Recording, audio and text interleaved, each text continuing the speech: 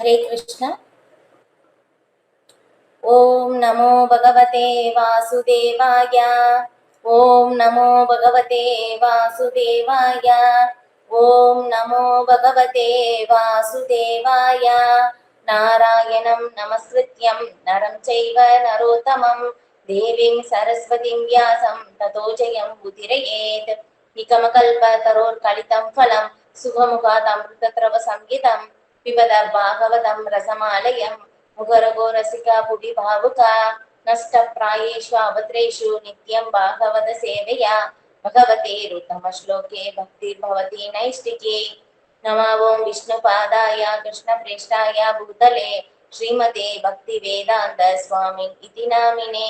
नमस्ते सारस्वती देवे गौरवाणी प्रचारिणे निर्विशेषा शून्यवादी पाश्चात्य देशधारिणे।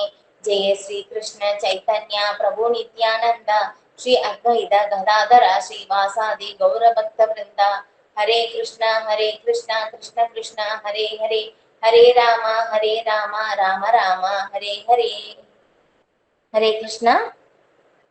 இன்னைக்கு ஸ்ரீமத் பாகவதம் முதல் காண்டம் அத்தியாயம் 8. நம்ம குந்தி மகாராணியின் பிரார்த்தனைகள் பார்க்கலாம். தாமோதரர் மாதத்துல ஸ்ரீமத் பாகவதத்துல பார்த்தோம்னா நிறைய பிரார்த்தனைகள், நிறைய பக்தர்களுடைய பிரார்த்தனைகள் சொல்லப்பட்டிருக்கு. அதுல பார்க்கும்போது குந்தி மகாராணியின் பிரார்த்தனைகள் ரொம்ப நல்லா இருக்கும். அந்த பிரார்த்தனைகள் நாம இன்னைக்கு பார்க்கலாம். ஸ்ரீமத் பாகவதம் முதல் காண்டம் அத்தியாயம் 8 ஸ்லோகம் 18. 18ல இருந்து 43 வரைக்கும் குந்தி மகாராணியின் பிரார்த்தனைகள் இருக்கு. நம்ம எவ்வளவு முடியுமோ நம்ம படிக்கலாம். இன்னைக்கு குந்தி மகாராணி யாரு அப்படின்னு சொல்லும் போது எல்லாருக்கும் தெரியும் இல்லையா? குந்தி மகாராணி பத்தி கேள்விப்பட்டிருப்பீங்க. ஆனா இதுல பார்க்கும்போது ஸ்ரீமத் பாகவதத்துல நிறைய பேர் பிரார்த்தனைகள் சொல்லியிருக்காங்க. ஆனா அந்த பிரார்த்தனைகளுடைய வரிசையில ஒரு பெண் இல்லையா, குந்தி மகாராணி ஒரு பெண், அவங்களுடைய பிரார்த்தனையை இதுல சேர்த்திருக்காங்க அப்படின்னு சொல்லும் போதும் அப்ப குந்தி மகாராணி எந்த அளவுக்கு பகவானுடைய ஒரு தூய பக்தையா இருந்திருக்காங்க அப்படின்னு சொல்லி நம்ம இதன் மூலியமா தெரிஞ்சுக்கலாம் இல்லையா? எந்த மாதிரி பிரார்த்தனை நமக்கு எப்படி எல்லாம் பிரார்த்தனை பண்ணலாம் அப்படின்னு சொல்லிட்டு. ஏன்னா நம்ம பகவான் கிட்ட இருந்து வேண்டது என்ன, எப்படி பிரார்த்தனை பண்ணுவோம்னா என்னுடைய கஷ்டம் எல்லாம் போகணும் அப்படிதான் நம்மளுடைய பிரார்த்தனைகள் இருக்கும். ஆனா என்னன்னா குந்தி மகாராணி எனக்கு நிறைய கஷ்டம் கொடுங்க அப்படின்னு சொல்லி பிரார்த்தனை பண்றாங்க இல்லையா? யாராவது அப்படி பிரார்த்தனை பண்ண முடியுமா அப்படின்னு சொல்லும் போது கடினம் இல்லையா? சொல்லலாம், ஓகே பண்ணலாமே அப்படின்னு சொல்லிட்டு சும்மா நம்ம பேச்சு வழக்குல சொல்லலாம். ஆனா உண்மையிலே நம்மளால அது முடியுமா, சாத்தியமா அப்படின்னு கேட்டோம்னா முடியாது இல்லையா? ஆனா குந்தி மகாராணி அந்த மாதிரி பிரார்த்தனைகள் கேக்குறாங்க. எனக்கு நிறைய கஷ்டம் கொடுங்க கிருஷ்ணா, அப்பதான் திரும்ப திரும்ப நான் உங்களை நினைக்க முடியும் அப்படின்னு சொல்லிட்டு இல்லையா? அப்ப அந்த மாதிரி குந்தி மகாராணியை அவ்வளவு ஒரு பகவானுடைய ஒரு தூய பக்தையா இருந்திருக்காங்க. இது யாருன்னு சொல்லி தெரியும் இல்லையா? நான் ஒரு சுருக்கமா சொல்றேன். அப்ப குந்தி மகாராணி பாண்டவர்களுடைய தாயா இருந்தாங்க. இப்ப இதுல பார்க்கும்போது என்னன்னா துர்வாச முனிவர் இல்லையா? துர்வாச முனிவர் கேள்விப்பட்டிருப்பீங்க எல்லாரும். இப்ப துர்வாச முனிவர் பார்க்கும்போது எது சொன்னாலும் அவங்களுக்கு டக்குன்னு கோபம் வந்துடும். இப்ப அந்த மாதிரி இருக்கிற முனிவரை ஸ்ரீமதி ராதாராணி அவங்க துர்வாச முனிவரை ஒரு தடவை திருப்தி பண்ணியிருக்காங்களாமா. அதுக்கப்புறம் குந்தி மகாராணி அவங்க திருப்தி படுத்தியிருக்காங்க. ஏன்னா துர்வாச முனிவரை திருப்தி படுத்துறது ரொம்ப ரொம்ப கடினமாகும். இப்ப அந்த மாதிரி இருக்கும் போது ஸ்ரீமதி ராதாராணி எப்படியாமா ஒரு நாள் சிறு குழந்தையாக இருக்கும்போது அவங்க விளையாடிட்டு இருக்காங்க. அப்ப அவங்க என்ன அப்படின்னா எப்படி விளையாடும் போது என்ன பண்றாங்கன்னா கிருஷ்ணருடைய அந்த பொம்மைய மாதிரி அதை வச்சு அது கிருஷ்ணருக்கு சமைக்கிற மாதிரி இல்லையா? குட்டி குழந்தைகள்ல அந்த சின்ன சின்ன இதெல்லாமே ஜாமான்கள், சமைக்கிற ஜாமான்கள் வச்சு பண்ற மாதிரி ராதாராணி அந்த மாதிரி செஞ்சு விளையாடிக்கிட்டே இருக்கும்போது துர்வாச முனிவர் அங்க வர்றாங்க. என்னம்மா பண்ற அப்படின்னு சொல்லி கேட்கும் போது நான் கிருஷ்ணருக்கு சமைச்சிட்டு இருக்கேன் அப்படின்னு சொல்லும் போது இல்ல எனக்கு சமைச்சு கொடுக்குறியா அப்படின்னு சொல்லி கேக்குறாங்க. சரி நான் கொடுக்குறேன், ஆனா கிருஷ்ணருக்கு ஆஃபர் பண்ணிட்டு தான் கொடுப்பேன் அப்படின்னு சொல்றாங்க. அப்படின்னு சொல்லிடுறாங்க. அப்ப சொன்ன பிறகு துர்வாச முனிவர் கிட்ட சின்ன ஒரு சிறு குழந்தை தானே இல்லையா, அங்க இருக்கிறது என்ன இருக்கோ அதை வச்சு சமைக்கிற மாதிரி அங்க இருக்கிற ஒரு மண்ணு அதை எடுத்து கொடுக்குறாங்களாமா ராதாராணி துர்வாச முனிவருக்கு. அப்படி கொடுக்கும் போது என்ன ஆகுது, துர்வாச முனிவருக்கு சாப்பிடுங்க சாப்பிடுங்கன்னு சொல்லி ராதாராணி ரொம்ப கம்பல் பண்றாங்க. ஆனா வந்து சரி குழந்தை தானே அப்படின்னு சொல்லி துர்வாச முனிவர் வந்து வேற வழி இல்லாம அதை எடுத்து சாப்பிடும் போது அது வரைக்கும் அவங்க அந்த மாதிரி டேஸ்ட் அனுபவிச்சதே இல்லையாமா. இந்த மாதிரி ஒரு சுவையை வந்து அனுபவிக்கிறாங்க. வந்து துர்வாச முனிவருக்கு ரொம்ப சந்தோஷம். ரொம்ப சந்தோஷப்பட்டு என்ன பண்றாங்க, ராதாராணிக்கு வந்து வரம் கொடுக்குறாங்க. என்னன்னா, நீங்க சமைக்கிறது எப்பவுமே வந்து ரொம்ப நல்ல டேஸ்டா இருக்கும். அதுக்கப்புறம் யாரு சாப்பிடுறாங்களோ அவங்களுடைய ஆயுள் எப்பவுமே நீடித்து இருக்கும். அதுக்கப்புறம் ஒரு தடவை சமைச்ச ஐட்டம் வந்து திரும்ப நீ சமைக்க மாட்டேன். இந்த 3 வரம் வந்து கொடுக்குறாங்க. இப்ப அதனால என்ன பண்ணுவாங்களாமா, ராதாராணிய வந்து ஏன்னா யசோதாமாவை பொறுத்த வரைக்கும் என்னன்னா, கிருஷ்ணருக்கு வந்து எப்படி சந்தோஷப்படுத்தணும், ரொம்ப சந்தோஷமா வச்சுக்கணும். கிருஷ்ணர்னா அவ்வளவு பிரியம். இப்ப கிருஷ்ணரை வந்து ரொம்ப நல்ல சந்தோஷமா வச்சுக்கணும் அப்படின்னு சொல்லி வந்து யசோதாமாவுடைய அவங்களுடைய குறிக்கோளே அதுதான். இப்ப அதனால என்ன பண்ணுவாங்க, இந்த விஷயம் வந்து யசோதாமாவுக்கு வந்து தெரியுது. இப்ப யசோதாமாவுக்கு தெரியறதுனால என்ன பண்றாங்கன்னா, யசோதாமா வந்து கிருஷ்ணரை வந்து சாரி ராதாராணி வந்து கிருஷ்ணருக்காக சமைக்கிறதுக்காக அங்க வந்து நந்தபவனுக்கு வந்து டெய்லி வந்து போவாங்க சமைக்கிறதுக்காக. இப்ப இந்த மாதிரி வந்து ராதாராணிக்கு அந்த வரம் இல்லையா, அந்த அதே மாதிரி குந்தி மகாராணிக்கும் வந்து அந்த வரம் வந்து அவங்க அதே வரம் கிடையாது, வேற வரம் வந்து கிடைக்குது. ஆனா துர்வாச முனிவர் வந்து திருப்திப்படுத்துறாங்க. ஒரு நாள் துர்வாச முனிவர் எப்படின்னா, குந்தி மகாராணி வந்து சிறு குழந்தையாக வந்து இருக்காங்க. சிறு குழந்தையாக இருக்கும் போது அங்க துர்வாச முனிவர் வர்றாங்க. அங்க வர்றத பார்த்து எல்லாருமே பயந்துக்கிறாங்க.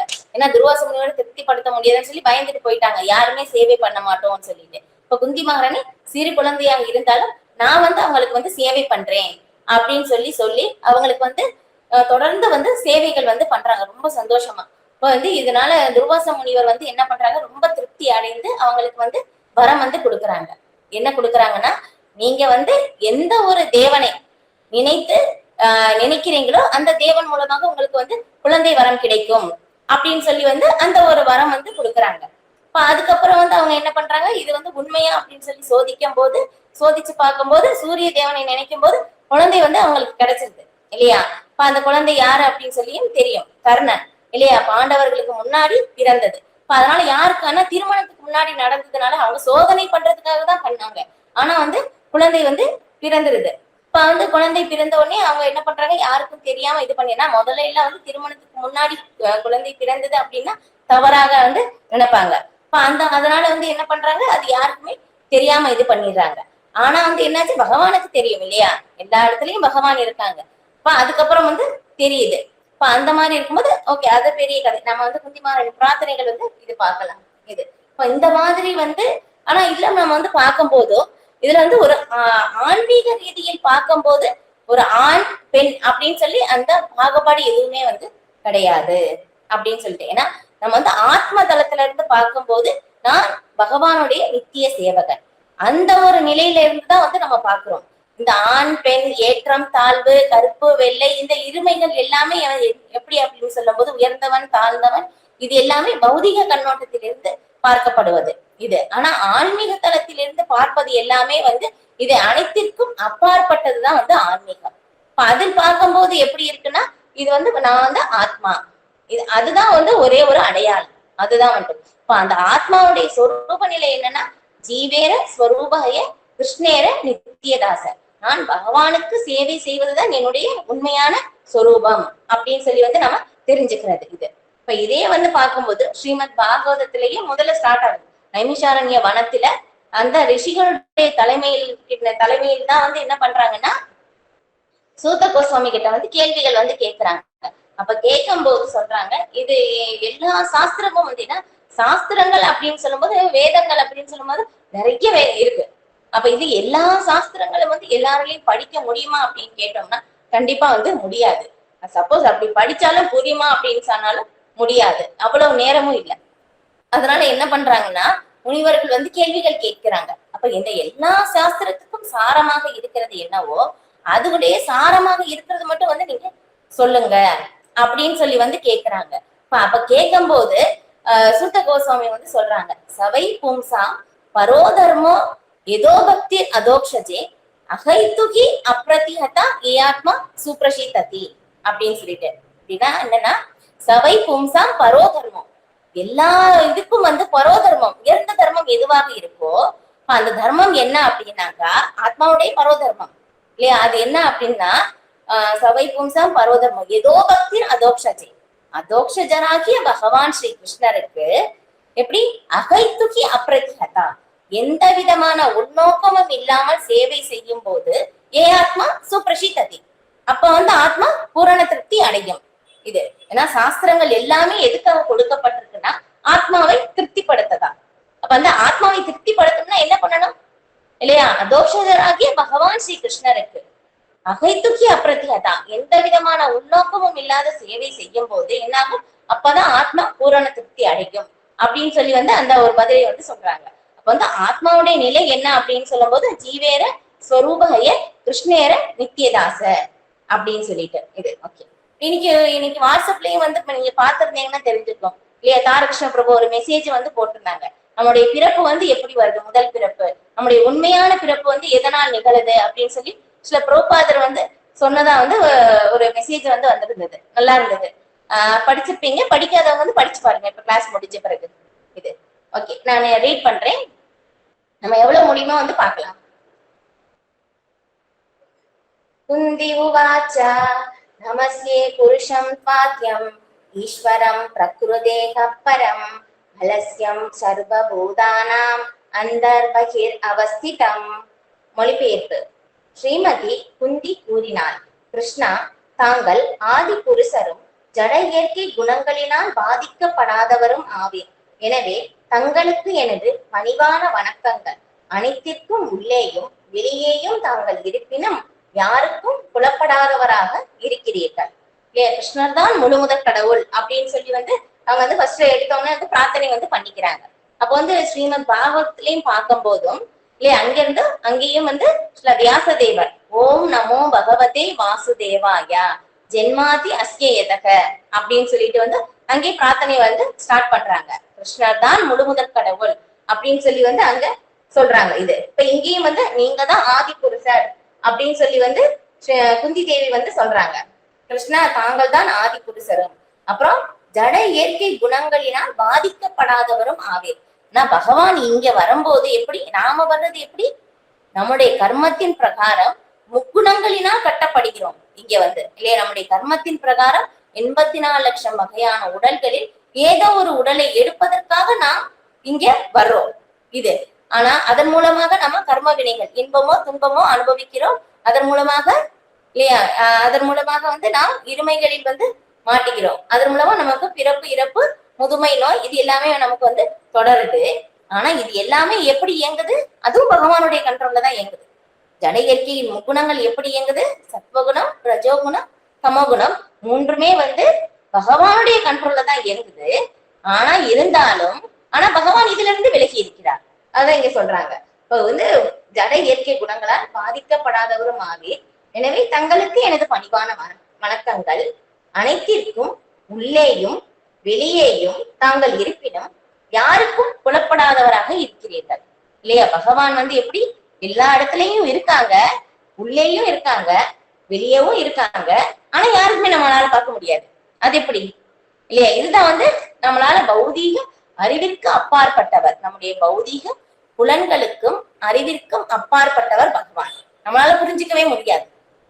இது எப்படி பகவான் எல்லாருடைய உள்ளேயும் எப்படி இருக்காங்க? பரமாத்மாவாக எல்லாருடைய ஒவ்வொரு உயிர்வாளியின் இருதயத்திலையும் பகவான் பரமாத்மாவாக எப்படி சாட்சியாக வந்து இருக்கிறார். அதுக்கப்புறம் எல்லா இடத்துலயும் வெளியேயும் இந்த பகவானுடைய சக்திகள் எல்லா இடத்துலயும் வந்து பரவி இருக்கு இல்லையா? இதுக்கு உதாரணம் நம்ம எப்படி சொல்லலாம்னா சூரியன் இல்லையா? சூரியனை வந்துதான் உதாரணம் வந்து சொல்லுவாங்க. சூரியன் வந்து ஒரு இடத்துலதான் இருக்கு இல்லையா? ஆனா வந்து என்ன ஆகுது? அந்த வெளிச்சம் எல்லா இடத்துலயும் வந்து பரவி இருக்கு. எங்கேயுமே இல்லைன்னு சொல்ல முடியுமா? அப்ப வந்து பாருங்களேன், பகவானுடைய ஒரு இது இல்லையா? அந்த சூரியனே வந்து எல்லா இடத்துலயும் மூளை முழுக்க எல்லாமே எல்லா இடத்துலயும் வெளிச்சம் பரவி இருக்கும் போது அப்ப பகவான் எப்படி இருக்கிறார்? இந்த மாதிரி பகவான் எல்லா இடத்துலயும் வந்து பரவி இருக்கிறார் இல்லையா? நம்ம வந்து ஏதாவது ஒரு செயல் செய்யும் போது நாம நினைக்கலாம் இல்லையா, ஓகே நான் வந்து ஏதாவது தப்பு பண்ணிட்டோம்னா யாருமே பார்க்கல அப்படின்னு சொல்லும் போது பகவான் பார்த்துட்டு இருக்காங்க இல்லையா? கண்டிப்பா வந்து நம்மளுடைய கண்களுக்கு வந்து தெரியல. இதுதான் இப்ப இதுக்கு வந்து ஒரு ஸ்டோரி வந்து சொல்லுவாங்க. என்னன்னா, ஒரு நாள் ஒரு குரு வந்து எல்லா சீடர்களையும் வந்து கூப்பிட்டு வந்து சொல்றாங்க, ஓகே நீங்க வந்து எந்த அளவுக்கு வந்து நான் ஆன்மீக விஷயத்தை வந்து சொல்லி கொடுத்திருக்கேன், அதை வந்து நீங்க எந்த அளவுக்கு புரிஞ்சிருக்கீங்க அப்படின்னு சொல்லி வந்து பார்க்கலாம் அப்படின்னு சொல்லி வந்து சொல்றாங்க.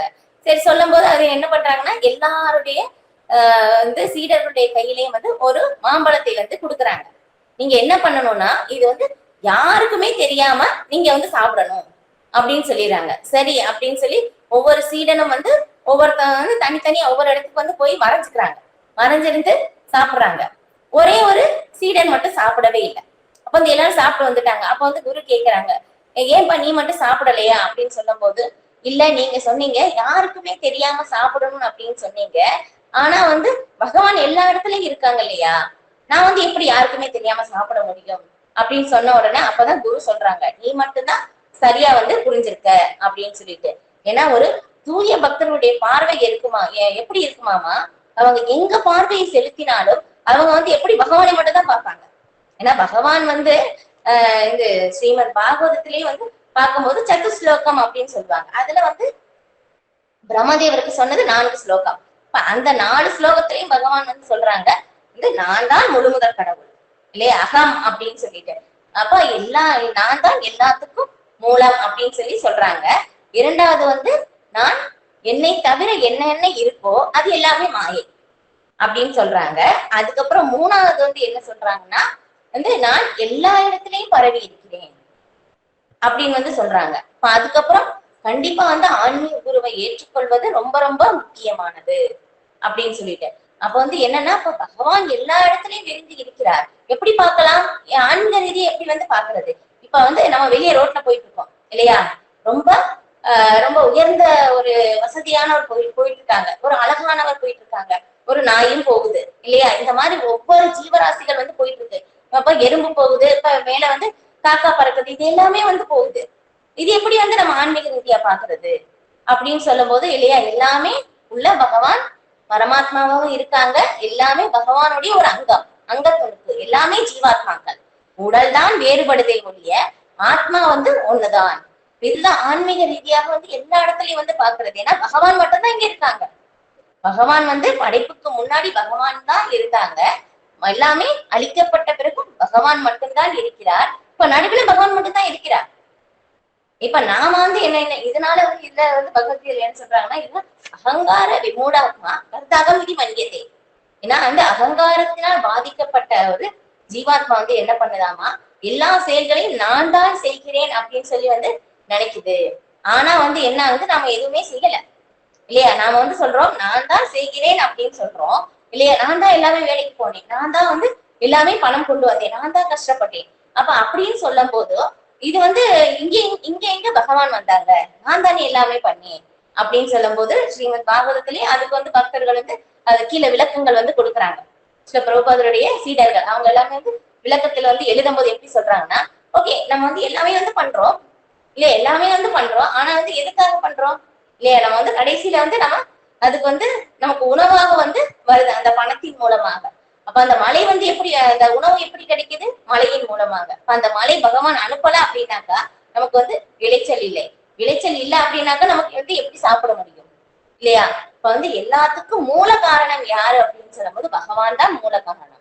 ஆல்ரெடி பகவான் அந்த 24 மூலப்பொருட்கள் ஆல்ரெடி ஜட இயற்கைக்குள்ள வச்சுட்டாங்க. அந்த 24 மூலப்பொருட்கள் தான் வந்து பகவான் கொடுத்தது, அதன் மூலமாக எல்லாமே விரிஞ்சு வந்ததா. நாம எல்லாருமே வந்து இப்படி செகண்டரி படைப்பாளர், பிரம்மாவே செகண்டரி படைப்பாளர் தான். நான் அவங்களுக்கே வந்து தெரியல நான் எப்படி படைக்கணும்னு சொல்லிட்டு. பல பிறவிகள் வந்து அவங்க வந்து பிறவிகள் சொல்றேன், பல்லாயிரக்கணக்கான ஆண்டுகள் தேவ ஆண்டுகளுக்கு தவம் பண்ண பிறகுதான் அப்பதான் அவங்களுக்கு தெரிஞ்சது, ஓ நான் வந்து பிரம்மா, என்னுடைய தொழில் படைப்பு தொழில் அப்படின்னு சொல்லி வந்து அவங்களால தவத்தின் மூலமாக வந்து அவங்களால வந்து தெரிஞ்சுக்க முடிஞ்சதாமா. அப்ப வந்து பார்க்கும்போது பாருங்க, உயிர்வாளி ஃபர்ஸ்ட் உயிர்வாளி பிரம்மா தான். இப்ப அவங்களுக்கே வந்து பார்க்கும்போது தெரியுது, ஓகே நான் தான் வந்து அப்ப அப்படின்னு சொல்லும் போது அவங்களுக்கு தன்னை யாருமே தெரியல, யாருமே இல்ல பாருங்களேன். ஃபர்ஸ்ட் வந்து ஒரு இடத்துல நம்ம இருக்கோம், நாம மட்டும்தான் இருக்கோம், வேற யாருமே இல்ல. சுத்தியில பார்க்கும்போது எப்படி இருக்கும் இல்லையா, அதை நினைச்சு பாருங்களேன். ரொம்ப கஷ்டமா இருக்கு. நம்ம வீட்லயே ஒரு ஏரியாலே பார்க்கும் போது வெளியே யாருமே வரலைன்னா நமக்கே பயமா இருக்கு. ஆனா வந்து பாருங்க, ஃபர்ஸ்ட் பிரபஞ்சத்துல பிரம்மா மட்டும்தான் இருக்காங்க. சுத்தியில பார்க்கும்போது ஃபுல்லா இருட்டா இருக்கு. கொஞ்ச நேரம் போகும்போது பிரம்மாவுக்கு பயம் வந்து அழுகவே ஆரம்பிச்சிட்டாங்களாமா. அப்ப பாருங்க அந்த நிலை எவ்வளவு கஷ்டம். அப்ப வந்து ஏறி போறாங்க, கீழே இறங்கி போறாங்க. போய் பாக்குறாங்க, தெரியல. ஆனா அப்புறம் அந்த பகவான் அங்க இருக்காங்க இல்லையா? அப்ப அங்க வந்து அந்த பார்க்கடல பகவான் படுத்திருக்காங்க, தெரியல. ஏன்னா அந்த அளவுக்கு தூய்மை அடையும் போது மட்டும்தான் பகவான் வந்து தெரிஞ்சுக்க முடியும். அத ஸ்ரீ கிருஷ்ண நாமாதி நவே பவே கிராகம் இந்திரியை சேவோன் உதேகி ஜிக்வாதவ் தெரியல கரெக்டா. அப்ப அந்த என்னன்னா நம்மளுடைய புலன்கள் வந்து பௌதீக புலன்களின் மூலமாக பகவானை வந்து நம்ம பார்க்க முடியாது. நம்முடைய இந்த புலன்களின் மூலமாக நம்ம திரும்ப திரும்ப பகவானுக்கு வந்து சேவை செய்யும் போது என்ன ஆகுமாமா, பகவானே வந்து தம்மை வெளிப்படுத்துவார். அப்ப வந்து நம்மளால புரிஞ்சுக்க முடியுமாமா. அப்ப வந்து அது வரைக்கும் வந்து நம்ம தொடர்ந்து பகவானுக்கு வந்து சேவை வந்து செய்யணும். அந்த மாதிரி எல்லாத்துக்கும் வந்து நீங்க தான் மூலம். இப்ப எல்லா இடத்துலயும் நீங்க இருக்கீங்க, ஆனா நம்மளால வந்து பார்க்க முடியாது இல்லையா அப்படின்னு சொல்லி குந்தி மகாராணி வந்து பிரார்த்தனை வந்து சொல்றாங்க. நான் பொருளுரை இந்த ஸ்லோகத்துக்கு மட்டும் படிக்கிறேன். பகவான் ஸ்ரீமதி குந்தி தேவியின் மருமானின் பாகத்தை ஏற்றியிருந்த போதிலும் அவரே மூல முழுமுதற் கடவுள் என்பதை குந்தி தேவி நன்கு அறிந்திருந்தாள். அத்தகைய ஞானோதயம் பெற்ற பெண் ஒருத்தி அவளது மருமானை வணங்கும் தவறை நிச்சயமாக செய்ய மாட்டாள். ஆகவேதான் அவள் அவரை ஜட பிரபஞ்சத்திற்கு அப்பாற்பட்ட ஆதி புருஷர் என்று அழைத்தாள். அனைத்து ஜீவராசிகளும் தெய்வீகமானவர்களே என்றாலும் அவர் ஆதி புருஷர்களோ குறையற்றவர்களோ அல்ல. ஜீவராசி ஜட இயற்கையின் வலையில் விழுந்து கூடிய தன்மையுடையவர்கள் ஆவர். ஆனால் பகவான் ஒருபோதும் அத்தகையவர் அல்ல. ஆகவே அவர் எல்லா ஜீவராசிகளுக்கும் தலைமையானவர். நித்யோ நித்யானாம் சேதன சேதனானாம் என்று வேதங்களில் விவரிக்கப்படுகிறார். பிறகு மீண்டும் அவர் ஈஸ்வரர் அல்லது ஆண்டவன் என்றே அழைக்கப்படுகிறார்.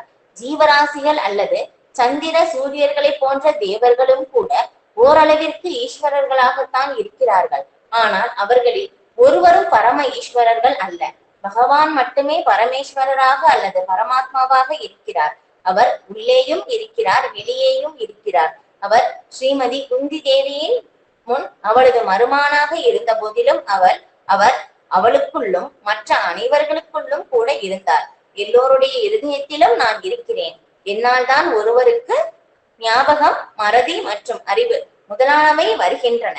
வேதங்களை தொகுத்தவரும் வேதாந்தத்தின் ஆசிரியரும் நானே என்பதால் எல்லா வேதங்களாலும் அறியப்பட வேண்டியவனும் நானே என்று பகவத்கீதையில் 15.15 பகவான் கூறுகிறார். பகவான் ஜீவராசிகளின் உள்ளும் புறமும் இருந்தாலும் அவர் கண்களுக்கு தெரியாதவராகவே இருக்கிறார் என்று குந்தி மகாராணி உறுதி செய்கிறாள். சாதாரண மனிதனுக்கு பகவான் ஒரு புரியாத புதிராகவே இருக்கிறார். பகவான் ஸ்ரீ கிருஷ்ணர் பிரத்யட்சமாக தம் முன் இருப்பதை குந்தி தேவி நேரடியாக கண்டாள். எனினும் அஸ்வத்தாமனுடைய பிரம்மாசுரத்தின் தாக்குதலில் இருந்து உத்தராவின் கருவை காப்பாற்றுவதற்காக அவளது கருப்பைக்குள் அவர் புகுந்தார். ஸ்ரீகிருஷ்ணர் சர்வ வியாபகம் உடையவரா அல்லவா என்பதில் ஸ்ரீகிருஷ்ணர் சர்வ வியாபகம் உடையவரா அல்லவா என்பதில் குந்தி தேவிக்கு புரியாத புதிராக இருந்தது. உண்மையில் அவர் இரண்டும் ஆவார். ஆனால் சரணடையாத ஆத்மாக்களுக்கு தம்மை அவர் காட்டுவது இல்லை. இவ்வாறு அவரை காட்டிக் கொடுக்காமல் மறைக்கும் திரை பரம புருஷரின் மாயா சக்தி என்று அழைக்கப்படுகிறது. மேலும் கீழ்ப்படியாத ஆத்மாக்களின் வரம்புக்கு உட்பட்ட காட்சியை மாயா சக்தி கட்டுப்படுத்தி விடுகிறது. அது பின்வருமாறு விவரிக்கப்படுகிறது இல்லையா? என்னன்னா பகவான் வந்து எல்லாருக்கும் வந்து தம்மை வெளிப்படுத்த மாட்டார். ஏன்னா பகவான் எப்படி பூரண சுதந்திரம் உடையவர். அதனால வந்து என்ன ஆகும், பகவான் வந்து யாருக்கு வெளிப்படுத்தணுமோ அவங்களுக்கு வெளிப்படுத்துவார். யாருக்கு வெளிப்படுத்த கூடாதோ அவரிடமிருந்து தம்மை மறைத்துக் கொள்வார். அந்த உரிமை வந்து பகவானுக்கு இருக்கு, பூரண சுதந்திரம். ஆனா நாம வந்து எப்படி, நமக்கு ஒரு சிறு சுதந்திரம் வந்து கொடுக்கப்பட்டிருக்கு. நமக்கு வந்து ஒரே ஒரு சுதந்திரம் வந்து கொடுக்கப்பட்டிருக்கு. இப்ப அந்த ஒரு சுதந்திரத்தை வந்து நாம சரியா யூஸ் பண்றோமா தவறா யூஸ் பண்றோமா? ஆனா வந்து பகவான் வந்து அந்த ஒரு சுதந்திரத்தில் தலையிடுவது இல்லை. இப்ப அந்த ஒரு சுதந்திரத்தை சரியா யூஸ் பண்ணி நம்ம திரும்பி பகவான் கிட்ட போகணும் அப்படின்னாக்க என்ன ஆகும், பகவான் நமக்கு வழிகாட்டுவார். அதாமே புத்தி யோகம் தான். நமக்கு உள்ளிருந்து நானே அந்த அறிவை குடிக்கிறேன் இல்ல, எங்க சொல்றாங்க, எல்லா வேதாந்தத்தை தொகுத்தவனும் ஞாபகமும் மருதியும் நானே குடிக்கிறேன். வேதேஷ்ட சர்வே அகம் ஏவ வேத்யோ வேதாந்த கிருத் வேதவித் ஏவச்சாகம். நான் எல்லோருடைய ஹிருதயத்திலும் நான் வீற்றி இருக்கிறேன். என்னிடமிருந்தே ஞாபக சக்தியும் அறிவும் மறதியும் வருகின்றன. நான் தான் அறிவு கொடுக்கிறேன். நான் உள்ள இருந்து நீங்க வந்து எந்த மாதிரி செயல்படணும்னு நினைக்கிறீங்களோ அதற்குரிய அறிவும் நான் தான் கொடுக்குறேன், ஞாபக சக்தியும் நான் தான் கொடுக்குறேன், மறதியும் நான் தான் கொடுக்குறேன்னு சொல்றாங்க. பகவான் தான் கொடுக்குறாங்க உள்ள இருந்து எல்லாமே. நாம என்ன நினைக்கிறோம், நாம தான் பண்றோம். இல்ல, இது பகவான் தெளிவா சொல்றாங்க. எல்லாமே உள்ள இருந்து கொடுக்கறது பகவான் தான். அதுக்கப்புறம் வேதாந்தத்தை தொகுத்தவரும் வேதங்களை அறிபவனும் நானே. ஏன்னா பகவான் தான் வேதங்களை ஏற்றினார். இப்ப பகவானே வந்து சொன்னா மட்டும்தான் நம்மளால புரிஞ்சுக்க முடியும், இல்லைன்னு நம்மளால தெரிஞ்சுக்க முடியாது. அதனால என்ன ஆகுது, பகவானே வந்து சில வியாச தேவராக வந்து எல்லா வேதங்களையும் வந்து நமக்கு எழுத்து வடிவில் வந்து கொடுக்கிறாங்க. இது இல்லையா, கலியுகத்தில் வந்து ரொம்ப ஆயுள் கம்மி, மறதியும் உடையது. இப்ப அதனால வந்து என்ன ஆகுது, எல்லாத்தையும் வந்து எழுத்து வடிவில் வந்து தொகுத்தாங்க. அதுக்கு முன்னாடி வரைக்கும் யுகம் வரைக்கும் எப்படி இருந்ததாமா, எல்லாமே செவி வழியாக தான் வந்து சொன்னாங்க. ஒருத்தனை சொன்னா ஞாபகம் இருக்குமாமா, நமக்கு வந்து கொஞ்ச நேரத்துக்கு முன்னாடி என்ன சொன்னே மறந்துருது. இப்ப அந்த மாதிரி இருக்கிறனால அவ்வளவு ஞாபகம் வந்து ஞாபக சக்தி வந்து இருந்தது. நம்மளால அதை வந்து புரிஞ்சுக்கவே முடியாது. இப்ப எல்லாம் ஹைட் எல்லாம் நமக்கு வந்து ரொம்ப கம்மியாயிருந்தோம். அப்படின்னா நிறைய மிக உயர்ந்த அளவுல வந்து ஹைட்டா வந்து இருந்தாங்க. அந்த மாதிரி எல்லாம் வந்து இருந்தாங்க. ஆயுட்காலம் அதிகம், இதெல்லாமே வந்து நம்ம கேட்டிருப்போம் கிளாஸ்ல. இப்ப இந்த மாதிரி வந்து இருந்திருக்காங்க. ஆனா வந்து என்ன ஆகுது, இந்த கலியுகத்துல வந்து இந்த மாதிரி இருக்கும்போது அப்ப வந்து புரிஞ்சுக்கணும் அப்படின்னு சொல்றதுனால நமக்கு வந்து எழுத்து வடிவில் வந்து வியாசதேவர் எல்லா வேதங்களையும் வந்து நமக்காக வந்து கொடுக்குறாங்க. இது ஓகே. அதுக்கப்புறம் வேற என்ன சொல்லியிருக்காங்க, ஓகே. இப்ப வந்து பகவான் வந்து தெய்வீகமானவராக இருக்கிறனால நாமளும் தெய்வீகமானவர்களாக தான் இருக்கோம். ஆனா வந்து என்ன ஆகுது, நமக்கு வந்து அந்த ஒரு சிறு அம்சமாக இருக்கிறனால என்ன ஆகுமாமா, நம்ம வந்து திரும்பி இங்க பௌதிக உலகத்துக்கு விழுந்து விடக்கூடிய தன்மையுடையவர் அப்படின்னு வந்து இங்க சொல்றாங்க. நம்ம பார்க்க இல்லையா, ஒரு இடத்துல பார்க்கும்போது அட்ராக்ஷன் இல்லையா, அந்த மாயோடைய கவர்ச்சி நம்ம உடனே வந்து கவர்ந்து இழுக்குது.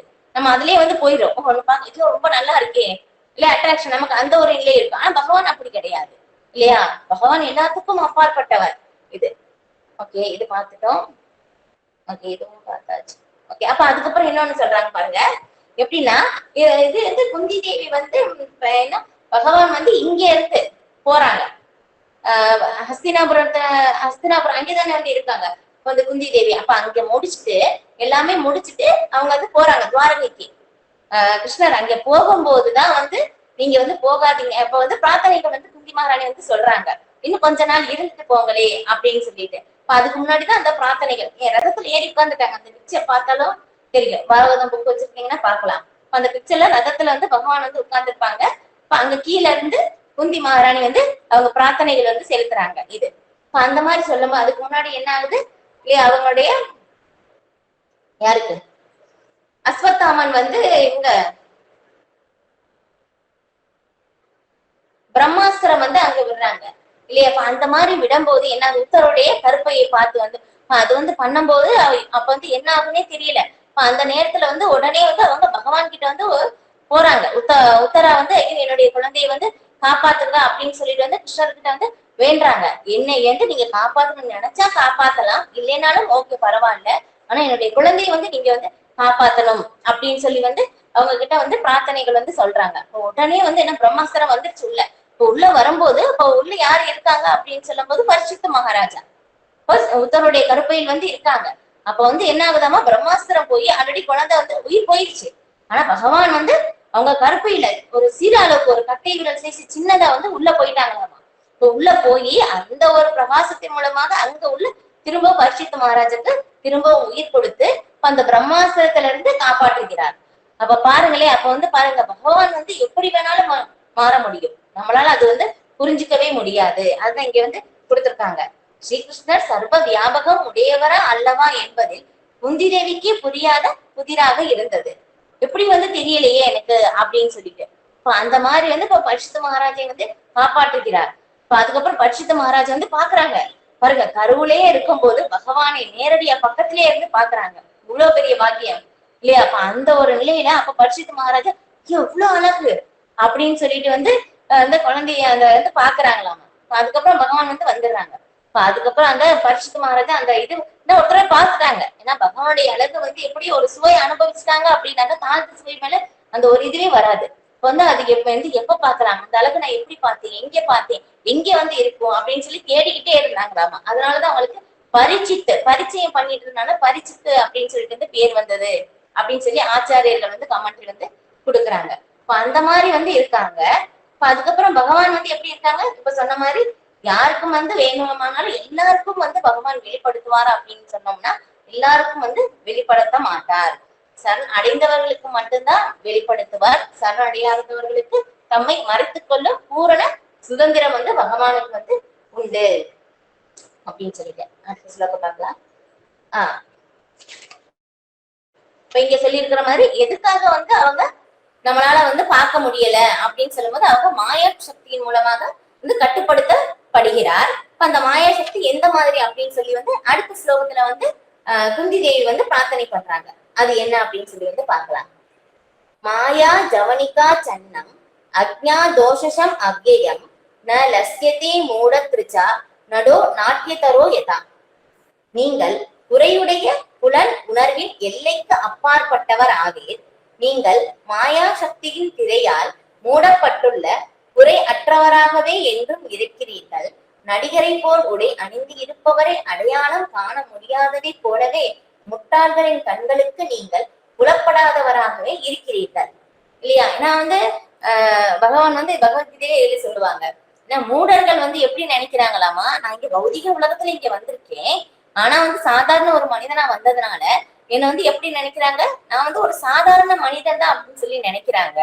ஆனா வந்து பக்த வந்து இதுல சைத்தன்ய சரிதாரத்தில் ரொம்ப அழகா வந்து விளக்கப்பட்டிருக்கும். என்னன்னா வந்து பக்தர்கள் பக்கத்துல இருந்து எப்படி வேணாலும் மறைச்சுக்கிட்டாலும் பக்தர்கள் வந்து கண்டுபிடிச்சிருவாங்களா இவங்க பகவான் தான் அப்படின்னு சொல்லிட்டு.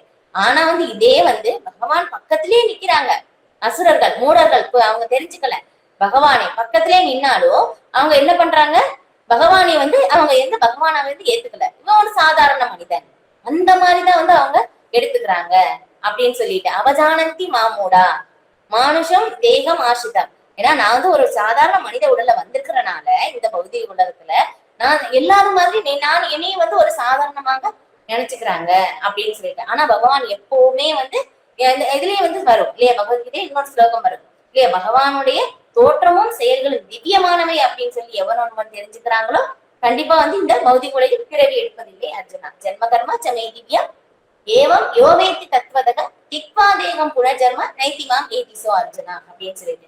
பகவானுடைய தோற்றமும் செயல்களும் எப்படி இருக்கு, திவ்யமானவை. நம்மள மாதிரி வந்து பிறப்பு வந்து கிடையாது. நான் பகவான் இங்க வர்றாங்க எப்படி லீலைகள் செய்யறதுக்காக, எப்படி வர்றாங்க, ஒரு சாதாரண மனிதன் நம்மள மாதிரியே வர்றாங்க. ஆனா வந்து பகவான் எப்படி எப்பவுமே உன்னதமானவராக தான் இருக்காங்க, அவருடைய செயல்களும் உன்னதமானதுதான். இப்ப வந்து நம்மள மாதிரி மாயா சக்தியின் மூலமாக பகவான் வந்து வர்றதில்லை. பகவான் வர்றது எல்லாமே தன்னுடைய அந்தரங்க சக்தியின் மூலமாக, அதன் மூலமாக தான் வந்து பகவான் வந்து இங்கே வருகிறார் அப்படின்னு சொல்லிட்டு. இப்ப அதனால வந்து என்ன ஆகுது, இங்க குந்தி தேவி வந்து பிரார்த்தனை பண்றாங்க, நீங்கள் குறையுடைய புலன் உணர்வின் எல்லைக்கு அப்பாற்பட்டவராக. பகவானை வந்து நாம புரிஞ்சுக்கணும்னா பௌதிக புலன்களின் மூலமாக கண்டிப்பா வந்து புரிஞ்சுக்க முடியாது இல்ல. இப்ப முதல்ல பார்த்தோம் அதான் ஸ்ரீ கிருஷ்ண நாமாதி நவவே ராகம் இந்திரியே சேவோன் மிகழகி ஜிக்வாதவ். இப்ப நம்ம இந்த பௌதிக புலன்களின் மூலமாக பகவானுக்கு சேவை செய்யும் போது நம்முடைய பௌதிக புலன்கள் ஆன்மீகமாக எப்ப மாற்றப்படுதோ அப்ப வந்து நம்மளால புரிஞ்சுக்க முடியும். இந்த பௌதிக புலன்களின் மூலமாக கண்டிப்பா வந்து பகவானை வந்து புரிந்து கொள்ள முடியாது. அதனால பகவான் எப்படி இருக்காங்க, இந்த மாயா சக்தியின் மூலமாக தன்னை மறைத்துக் கொள்கிறார். யாரு வந்து பகவானிடம் சரண் அடைகிறார்களோ அவங்களுக்கு பகவான் தம்மை வெளிப்படுத்துகிறார், சரண் அடையாதவர்களிடம் தம்மை மறைத்துக் கொள்கிறார் அப்படின்னு சொல்லிட்டு. இப்ப அதுக்கு வந்து இந்த உதாரணம் வந்து கொடுக்குறாங்க இல்லையா, ஒரு நடிகர் வந்து எப்படி நல்ல மேக்கப் பண்ணிட்டாங்கன்னா அவங்க யாருக்குமே தெரியாது, அந்த மாதிரி வந்து நீங்களும் அந்த மாதிரி மறைச்சுக்கிறீங்க அப்படின்னு சொல்லி சொல்றாங்க. அடுத்த ஸ்லோகம். ததா பரமஹம்சானாம் முனீனாம் அமலாத்மனாம் பக்தி யோக விதானார்த்தம் கதம் பஸ்யேமஹி ஸ்ரீயக. ஜடத்தையும் ஆன்மீகத்தையும் பகுத்து அறிந்ததால் தூய்மை பெற்று முன்னேறியுள்ள ஆன்மீகிகள் மற்றும் மனக்கற்பனையாளர்கள் ஆகியோர்களின் இதயங்களில் பக்தி தொண்டை பற்றிய தெய்வீக ஞானத்தை விருத்தி செய்வதற்காக தாங்களே வந்து அவதரிக்கிறீர்கள். அப்படி இருக்கும் பொழுது பெண்களால் எப்படி உங்களை பூரணமாக அறிய முடியும் இல்லையா? என்ன சொல்றாங்கன்னா, ஜடத்தையும் ஆன்மீகத்தையும் பகுத்தறிந்ததால் தூய்மை பெற்று முன்னேறிய ஆன்மீகிகள். ஜடத்தையும் ஆன்மீகத்தையும் நம்ம எப்பவுமே வந்து பிரிச்சு பார்க்கணும், பகுத்தறிந்து வந்து பார்க்கணும். ஏன்னா நம்மளால வந்து சாதாரண இந்த பௌதீக இதன் மூலமாக இப்படி பௌதிக கல்வியின் மூலமாக கண்டிப்பா வந்து புரிந்து கொள்ளவே வந்து முடியாது. இது வந்து பௌதீகம், இது ஆன்மீகம் சொல்லி நம்ம கண்டிப்பா வந்து அந்த பகுத்தறிவு அந்த தெரிஞ்சுக்கணும். அப்ப அதை தெரிஞ்சுக்கணும் அப்படின்னாக்கா எப்படி சொல்றாங்க இங்க, பக்தி தொண்டை பற்றிய தெய்வீக விஞ்ஞானத்தை விருத்தி செய்வதற்காக தாங்களே வந்து அவதரிக்கிறீர்கள். அதையும் வந்து அவங்களுக்காக தான் பகவான் வந்து இங்க வர்றாங்க. யாராலையுமே புரிஞ்சுக்க முடியல பகவானால. இப்ப சாதாரண பெண்களாகிய நாங்கள் எங்களுக்கு வந்து எப்படி வந்து உங்களை வந்து புரிந்து கொள்ள முடியும் அப்படின்னு வந்து சொல்றாங்க. இது ஓகே. அடுத்தது கிருஷ்ணாய வாசுதேவாய தேவகி நந்தனாய ச நந்த கோபகுமாராய கோவிந்தாய நமோ நமக. எனவே வசுதேவரின் புதல்வரும் தேவகியின் இன்பமும் நந்தருக்கும் பிருந்தாவனத்தின் மற்ற இடையர்களுக்கும் செல்வனும் மேலும் பசுக்களுக்கும் புலன்களுக்கும் உற்சாகம் அளிப்பவருமான பகவான் ஸ்ரீ கிருஷ்ணருக்கு எனது மரியாதையான வணக்கங்களை நான் சமர்ப்பிக்கிறேன். அப்ப வந்து பார்க்கும்போது என்னன்னா ஒரு அத்தனையுடைய ஸ்தானம் அந்த ஒரு இதுல வந்து இருக்காங்க இல்லையா. பகவான் ஸ்ரீ கிருஷ்ணருடைய அத்தையாகத்தான் வந்து குந்தி தேவி இருக்காங்க. ஆனா அப்படி இருந்தாலும் வந்து என்ன ஆகுது, கிருஷ்ணர் தான் முழு முதற் கடவுள் அப்படின்னு சொல்லி அவங்களுக்கு தெரிஞ்சிருக்கு. அப்ப அப்படி இருந்தாலும் வந்து அவங்களுக்கு அந்த மரியாதையை எப்படி வந்து சமர்ப்பிக்கிறாங்க வந்து பாருங்க இல்லையா. கிருஷ்ணாய வாசுதேவாய, வசுதேவரின் புதல்வர், தேவகியின் இன்பம் இல்லையா, நந்தருக்கும் பிருந்தாவனத்தின் மற்ற இடையர்களின் செல்வனுக்கும் அப்புறம் பசுக்களுக்கும் புலன்களுக்கும் எல்லாருக்கும் உற்சாகம் அளிப்பவர், எல்லாருமே வந்து உற்சாகம் அளிப்பவர் தாங்களே பகவான் ஸ்ரீ கிருஷ்ணரே அப்படின்னு சொல்லி உங்களுக்கு மரியாதைக்குரிய வணக்கங்கள் அப்படின்னு சொல்லி வந்து அவங்களுக்கு வந்து பிரார்த்தனைகள் வந்து சொல்றாங்க. அடுத்தது நம நம பங்கஜ நாபாய நம பங்கஜ மாலினே நம பங்கஜ நேத்ராய நமஸ்தே பங்கஜாங்கிரயே. எம்பெருமானே, தாமரையை போன்ற நாபியையும் எப்பொழுதும் தாமரை பூ மாலைகளால் அலங்கரிக்கப்பட்டு இருப்பவரும் தாமரையை போல் குளிர்ந்த பார்வையை உடையவரும் தாமரைகள் பொறிக்கப்பட்ட பாதங்களை உடையவருமான தங்களுக்கு எனது பணிவான வணக்கங்களை சமர்ப்பிக்கிறேன். இப்ப நாம வந்து பகவானை வந்து அங்க போய் நம்ம வந்து நேர்ல வந்து பகவானை வந்து தரிசிக்கிறோம் இல்லையா. நம்ம வந்து எப்படி பார்ப்போம், பகவானுடைய திருப்பாதத்திலிருந்து கொஞ்சம் கொஞ்சமா மேல வந்து திருமுகத்துக்கு வந்து வருவோம். ஆனா இங்க குந்தி மகாராணி பார்க்கும்போது பகவானுடைய ஒரு அத்தையாக இருக்கிறனால என்ன பண்றாங்கன்னா ஃபர்ஸ்ட் அவங்க நாபியில இருந்து பிரார்த்தனை பண்றாங்க இல்லையா. தாமரை போன்ற நாபி உடையவரும் எப்பொழுதும் தாமரை பூ மாலைகளால் அலங்கரிக்கப்பட்டவரும், அதுக்கப்புறம் பகவானுடைய கண்கள் வந்து தாமரை இதழ்கள் மாதிரி வந்து ரொம்ப குளிர்ச்சியா வந்து இருக்குமாமா. அதுக்கப்புறம் அவங்களுடைய தாமரை பாதத்துக்கு வந்து வர்றாங்க. அவங்களுடைய அத்தையாக இருக்கிறதுனால அந்த உறவின் மூலமாக இருந்து அவங்க பிரார்த்தனைகள் வந்து சமர்ப்பிக்கும் போது அவங்க நாபியில இருந்து பிரார்த்தனைகள் வந்து பண்றாங்க. இது இப்ப நாம வந்து பார்க்கும்போது பகவானுடைய திருப்பாதத்தில இருந்துதான் வந்து நாம தரிசனம் வந்து செய்யறோம். யதா ரிஷிகேஷ காலேன தேவகி கம்சேன ருத்தாதி சிரம் சுசார்பிதா விமோசிதாகம் ச சகாத்மஜா விபோ த்வைவ நாதேன முகுர் விவத்கநாத். இறைவர்க்கு இறைவனும் புலன்களுக்கு அதிபதியுமான ரிஷிகேசனே, பொறாமை கொண்ட கம்ச மன்னனால் சிறைப்படுத்தப்பட்டு துன்பத்திற்கு ஆளாகியிருந்த உங்களுடைய தாயான தேவகியையும் என்னையும் என் மகன்களையும் கூட தொடர்ச்சியான பல அபாயங்களில் இருந்து தாங்கள் விடுவித்தீர்கள் இல்லையா. ஏன்னா பகவான் எப்படி சொல்றாங்க, இறைவர்களுக்கு இறைவனும், எல்லா இறைவர்களுக்கும் இறைவனும், அப்புறம் புலன்களுக்கும் அதிபதியுமான ரிஷிகேசர் இல்லையா. இதுல சொல்லுவாங்க பகவத்கீதையிலயும் ஒரு இடத்துலயும் வந்து வரும் ரிஷிகேச சேவனம். ஏன்னா பகவானுக்கு வந்து நம்ம வந்து நம்முடைய புலன்கள் மூலமாக வந்து பகவானுக்கு வந்து நாம பகவானுடைய புலன்களை வந்து நம்ம திருப்திப்படுத்த வேண்டும். அப்படி திருப்திப்படுத்தும் போது மட்டும்தான் என்ன ஆகும், நம்மளுடைய புலன்கள் வந்து திருப்தி அடையும். இப்ப எல்லா புலன்களுக்கும் வந்து எஜமானர் வந்து பகவான். அதான் ரிஷிகேச சேவனம். அதான் இங்க வந்து எல்லா புலன்களுக்கும் அதிபதியுமான ரிஷிகேசனே அப்படின்னு சொல்லி வந்து குந்திமாரன் வந்து பிரார்த்தனை வந்து பண்றாங்க. எல்லா இறைவர்களுக்கும் இறைவர் பகவான் தான் அப்படின்னு சொல்லிட்டு இல்லையா. அப்ப இந்த மாதிரி வந்து கஷ்டம் இல்லையா தாய் தேவகிக்கு நம்ம வந்து கேட்டுப்போம் இல்லையா. இந்த அளவுக்கு வந்து கம்சனால் வந்து எவ்வளவு வந்து துன்பம் வந்து வந்தது தேவகிக்கு. ஆனா எல்லாத்தையும் வந்து அதுக்கப்புறம் பகவான் தான் வந்து அந்த கம்சனை வந்து அழித்து அவங்க அந்த மதுராவாசிகள் வந்து பகவான் வந்து காப்பாத்தினாங்க. அப்புறம் என்னையும் வந்து நீங்க தான் காப்பாத்துனீங்க இல்லையா. குந்தி தேவிக்கு வந்து பாண்டவர்கள் எல்லாருமே வந்து சிறு குழந்தையாக இருக்கும் போதே அவங்க வந்து இறந்து போயிடுறாங்க. அதுக்கப்புறம் அவங்க திருதராஷ்டிரருடைய அவங்களுடைய கண்ட்ரோல்ல தான் வந்து இருந்தாங்க. துரியோதனன் ரொம்ப வந்து கொடுமை வந்து பண்ணாங்க. ஆனா வந்து பக்கத்திலேயே இருந்து அவங்க வந்து எல்லாரையும் வந்து நீங்க காப்பாத்துனது நீங்க தான், இந்த மாதிரி எல்லாம் வந்து அவங்க கஷ்டப்படுத்தினாங்க அப்படின்னு சொல்லி அடுத்த ஸ்லோகத்துல வந்து சொல்றாங்க. இது விசான் மகாக்னே புருஷார்த்த தர்சனாத் அசத்சபாயா வனவாச கிருத்ரதக மிருதே மிருதே அநேக மகாரதா ஸ்ரதோ திரௌணி அஸ்திரதஸ் சாஸ்ம ஹரே அபிரஷிதாக. எனதருமை கிருஷ்ணா, பகவானாகிய தாங்கள் விஷ பலகாரத்தில் இருந்தும் பெரும் தீயில் இருந்தும் நரபட்சணிகளில் இருந்தும் துஷ்டர்களின் சபையில் இருந்தும் எங்களுடைய வனவாசத்தின் போது ஏற்பட்ட துன்பங்களில் இருந்தும் மற்றும் பெரும் தளபதிகள் போர் செய்த யுத்த களத்தில் இருந்தும் எங்களை காப்பாற்றினீர்கள். இப்பொழுது அஸ்வத்தாமனின் ஆயுதத்தில் இருந்தும் எங்களை காப்பாற்றி இருக்கிறீர்கள். இது அப்ப வந்து இதுல பார்க்கும்போது என்னன்னா, இதுல பகவத்கீதையில வந்து சொல்லப்பட்டிருக்கும், ஏன்னா 6 விதமானவர்களை வந்து நாம வந்து கொல்லலாம் அப்படின்னு சொல்லிட்டு. ஏன்னா அந்த மாதிரி அவங்க கஷ்டப்படுத்திருக்காங்க அப்படின்னாக்கா அவங்களை வந்து நம்ம கொல்லலாம் அப்படின்னு சொல்லி வந்து சாஸ்திரம் வந்து நமக்கு சொல்லுது. அந்த இது எல்லா கஷ்டத்தையும் வந்து செய்தவர்கள் யாருன்னா துரியோதனன் இல்லையா? கௌரவர்கள் வந்து இது எல்லாமே வந்து செஞ்சிருக்காங்க. குருஷேத்திர போர்க்களத்திலே அங்க வந்து அர்ஜுனன் வந்து அங்க வந்து சொல்லுவாங்க, நான் வந்து என்னுடைய குருமார்கள் இருக்காங்க, இல்ல என்னுடைய உறவினர்கள் இருக்காங்க, அவங்களை வந்து நான் வந்து கொல்ல மாட்டேன் அப்படின்னு சொல்லும்போது, இல்ல பீஷ்மதேவர் அவங்க எல்லாருமே வந்து நிக்கிறாங்க. இப்ப வந்து எல்லாரையும் வந்து நான் வந்து எப்படி வந்து கொல்லுவேன் அப்படின்னு சொல்லும் போதும் வந்து அவங்க தப்பு செஞ்சாலும் ஓகே, தப்பு செஞ்சாலும் பரவாயில்ல, இருந்தாலும் வந்து அவங்க வந்து ஓகே நான் வந்து அவங்க பெரியவர்கள் சொல்லி அவங்களை வந்து மன்னிச்சு விட்டுறலாம். அவங்க வந்து தப்பு பண்ணாலும் நாம வந்து அவங்களை எதிர்த்து வந்து பேசக்கூடாது. இது வந்து எப்படின்னா ஒரு தூய பக்தர்களுடைய இலக்கிய மனம்னால வந்து அர்ஜுனன் வந்து இந்த மாதிரி பேசுறாங்க. ஆனா பகவான் என்ன சொல்றாங்கன்னா, உன்னுடைய கடமையை செய்யும் போது அந்த ஒரு நிலை வந்து வரக்கூடாது அப்படின்னு வந்து சொல்லுவாங்க. இது இப்ப இந்த ஒரு மனநிலை வந்து உனக்கு நீ சொல்றது நல்லாதான் இருக்கு, ஆனா இந்த மனநிலை வந்து சத்திரியனுக்கு வந்து இருக்கக்கூடாது. ஏன்னா எப்படி இருந்தாலும் ஓகே, தன்னுடைய கடமையை வந்து நம்ம எப்பவுமே செய்யறதுக்கு வந்து நாம என்ன சொல்றது பின்வாங்க கூடாது அப்படின்னு வந்து பகவான் வந்து சொல்றாங்க.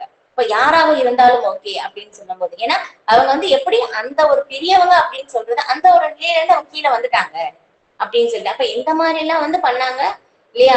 ஃபர்ஸ்ட் என்ன பண்ணாங்க, விஷ பலகாரத்தில் இருந்தோம். நான் வந்து பீமன் வந்து ரொம்ப நிறைய சாப்பிடுவாங்க நம்ம சின்ன குழந்தையா இருக்கும்போது இல்லையாப்பா. இப்போ வளர்ந்த பிறகு நிறைய தான் சாப்பிடுறாங்க. ஆனா இருந்தாலும் அப்போ நிறைய சாப்பிடும் போது துரியோதனன் வந்து எந்த பீமன் வந்து என்ன எவ்வளவு சாப்பிட்டுட்டே இருக்கான்னு சொல்லி விஷம் வந்து கொடுக்குறாங்களாம். இப்ப வந்து விஷம் வந்து கொடுக்கறது, அதுக்கப்புறம் வந்து குழந்தைகள் தூங்கிட்டு இருக்கும் போது அங்கே வந்து வீட்டுக்கு வந்து தீ வைக்கிறது, அதுக்கப்புறம் வந்து நிறைய வந்து இந்த மாதிரி துன்பங்கள். அப்புறம் வனவாசம் போயிருக்கும் போது அங்கேயும் வந்து ரொம்ப துன்பப்படுத்தினது இல்லையா? வேணுனுக்கே வந்து துர்வாச முனிவரை அனுப்பி அவங்க வந்து நிறைய சீடர்கள் போய் அவங்களுக்கு உணவு கிடைக்கல அப்படின்னாக்கா அது தெரிஞ்சது. அந்த வரம் அக்ஷய பாத்திரம் வந்து திரௌபதி சாப்பிட்டு முடிச்சுட்டாங்க அப்படின்னாக்கா அந்த வந்து அடுத்த நாள் தான் அந்த அதுல இருந்து உணவு வரும். அது துரியோன் தெரிஞ்சு அது அந்த டைம் முடிஞ்ச பிறகுதான் வந்து துர்வாசரை அனுப்பி அவங்களுக்கு சாபம் கிடைக்குதுன்னு சொல்லி அந்த மாதிரி வந்து கஷ்டப்படுத்தினது. அப்புறம் திரும்ப திரும்ப வந்து அங்க காட்டுல இருந்து வந்து ரொம்ப ரொம்ப வந்து இது பண்ணது. அதுக்கப்புறம் இங்க அஸ்வத்தாமணி வந்து அவங்க ஆயுதத்துல இருந்தோம். எல்லா விதமான கஷ்டத்துல இருந்து பகவான் வந்து காப்பாத்தினாங்க இல்லையா? இப்ப இந்த மாதிரி வந்து இதுல இருந்து நீங்க என்ன காப்பாத்துனீங்க அப்படின்னு சொல்லி வந்து பிரார்த்தனைகள் வந்து பண்றாங்க. இந்த மாதிரி இருக்கும்போது அவங்க பாத்துக்கிட்டு தானே இருந்தாங்க இல்லையா? பீஷ்மதேவ அவங்க எல்லாமே வந்து பாத்துக்கிட்டு தான் இருந்தாங்க. இப்ப வந்து அந்த மாதிரி இருக்கும்போது அவங்க ஏதாவது சொல்லியிருக்கலாம் இல்லையா? அப்ப வந்து அவங்க அந்த நிலையை வந்து பெரியவர்கள் அப்படின்னு சொல்லி அதுல இருந்து அவங்க வந்துட்டாங்க. அதனால அவர்களை வந்து கொல்லலாம் அப்படின்னு சொல்லி பகவான் வந்து சொல்லிக்கிட்டே வந்து இங்க வந்து வர்றாங்க. இப்ப இந்த மாதிரி இது பண்ணும் போதும் இதுல வந்து சொல்லும் போது என்னன்னா, பகவானே வந்து பாண்டவர்கள் பக்கத்துல பகவான் தான் இருந்தாங்க. ஆனா இருந்தாலும் வந்து இவ்வளவு கஷ்டம் வந்து நேர்ந்தது இல்லையா பாண்டவர்களுக்கு அப்படின்னு சொல்லி. இப்ப இதுதான் வந்து என்னன்னா நம்மளால புரிஞ்சுக்க முடியாதாமா. பக்தர்களுக்கு ஒரு துன்பம் வந்து நான் பகவானே பக்கத்துலதான் இருக்காங்க இல்லையா? பாண்டவர்களுக்கு வந்து பகவான் நினைச்சிருந்தாங்க அப்படின்னாக்கா ரொம்ப நல்லா பாதுகாப்பாக வந்து பாண்டவர்களை வந்து வச்சிருக்கலாம். ஆனா இருந்தாலும் வந்து எப்படியே இவ்வளவு கஷ்டம் வந்து வந்தது இல்லையா?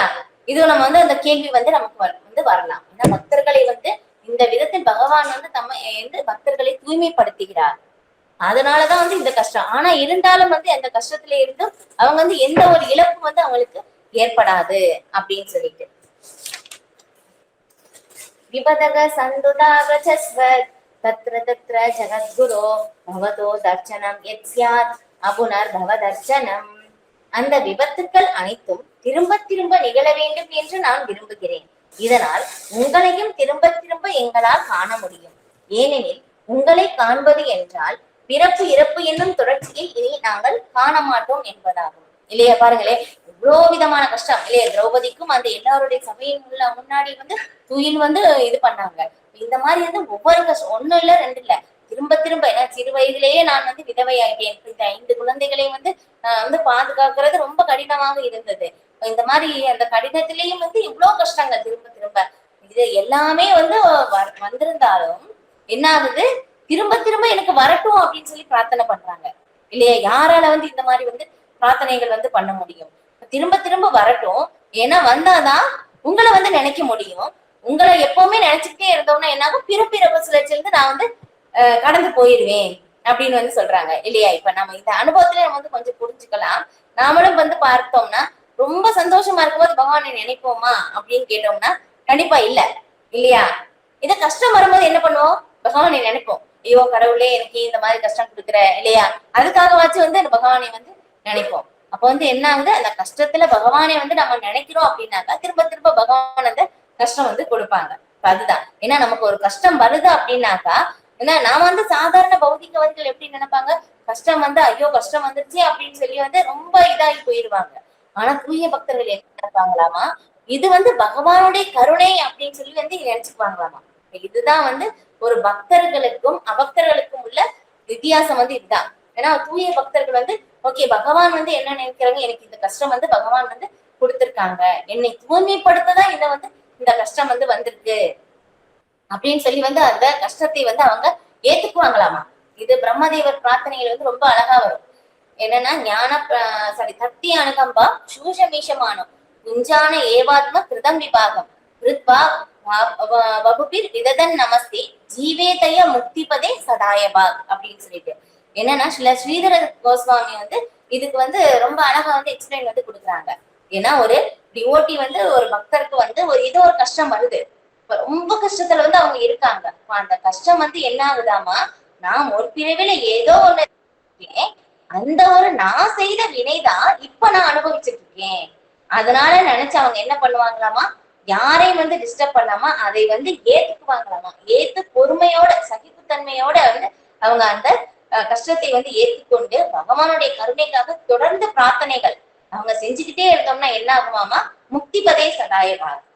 இப்ப அவங்களுக்கு எப்படி முக்தி கிடைச்சிரும்? எப்படி? ஏன்னா இது எல்லாமே இங்க இருக்கிறது எல்லாமே பகவானுடைய சொத்து, இல்லையா? நானே விதையளிக்கும் தந்தை அப்படின்னு சொல்லி பகவான் பகவத்கீதையில சொல்றாங்க. அப்ப ஒரு அப்பாவுடைய சொத்து, இல்லையா? மகனுக்கு எந்த கஷ்டம் இல்லாம அனுபவிக்கிறதுக்கான அந்த உரிமை இருக்கு. அந்த மாதிரி அந்த உரிமை அவருக்கு கிடைச்சிருமாமா. அப்ப பாருங்களேன், பிரம்மதேவர் எப்படி பிரார்த்தனைகள் பண்றாங்க. அந்த இது அப்ப ரொம்ப அழகா இருக்கும். அந்த பிரார்த்தனைகள் எல்லாமே நீங்க பாத்தீங்கன்னா அந்த மாதிரி அந்த எல்லாத்துக்கும் உங்களுக்கு அந்த உரிமைகள் கிடைச்சிடும் அப்படின்னு சொல்லிட்டு நம்ம அதை பொறுத்துக்கிட்டோம் அப்படின்னாக்கா. ஏன்னா நாம நினைக்கிறோம் இவராலதான் எனக்கு அந்த கஷ்டம் வந்துருச்சு அப்படின்னு நாம நினைக்கிறோம், இல்லையா? இவங்க இருக்கிறனாலதான், எங்களை பார்த்தனாலதான் எனக்கு கஷ்டம். அப்படி கிடையாது. நாம செய்த வினைதான் அந்த மனித ரூபத்தில் நிக்குது. பக்கத்து வீட்டுக்காரனால எனக்கு ரொம்ப கஷ்டம், நாம ஏதோ ஒரு ஜென்மத்துல பண்ணிருக்கோம், அவங்க அந்த ரூபத்துல நமக்கு அது கொடுக்குறாங்க. இதுதான். ஆனா நம்ம எந்த ஒரு செயல் பார்க்கும்போது 2 விஷயங்கள் இருக்கு, உள்நோக்கமும் இருக்கு, வெளிநோக்கமும் இருக்கு. இது ஆன்மீக ரீதிகளா பார்க்கும்போது பக்தர்கள் எப்படி பார்ப்பாங்கன்னா, ஆன்மீக ரீதியா அந்த உள்நோக்கத்தை பார்ப்பாங்க. ஓகே, என்னுடைய நிலைதான் இது, என்னுடைய கர்ம வினையின் பிரகாரம் நான் இந்த நேரத்துல எனக்கு இது நடக்கணும் இருக்கு, அதனால எனக்கு இது நடந்தது. ஆனா நாம என்ன நினைக்கிறோம், வெளிப்படையா பார்க்கும்போது இந்த நபர் தான் காரணம் அப்படின்னு சொல்லி நினைக்கிறாங்க. கண்டிப்பா அது கிடையாது அப்படின்னு சொல்லி. இப்ப நம்மளுடைய உறவுகளே அப்படின்னு சொல்லி பார்க்கும் போது இது எல்லாமே கர்ம பந்தத்தினால் ஏற்பட்ட அந்த உறவுகள் தான் இது.